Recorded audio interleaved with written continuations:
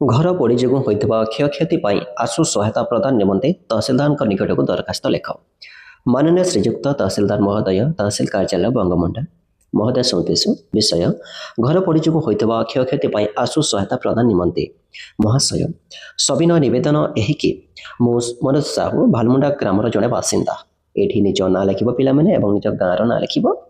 गत जुलाई 20 तारिख में हठात मो घर अग्निकांड घटी संपूर्ण घरटी पोड़ी जाइए। अग्निकांड में मोर घर आसबाबपत्र लुगापटा खाद्यशस्य आवश्यक कागजपत्र और अन्य संपत्ति संपूर्ण नष्ट हो जाए। फल मो परिवार वर्तमान अत्यंत दयनीय अवस्था अच्छी एवं रहा खाइबा बहुत असुविधा भोग करुच्ची।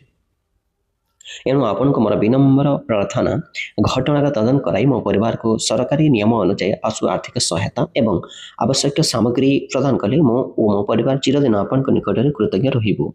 यदि आपण विश्वस्त स्थान तारीख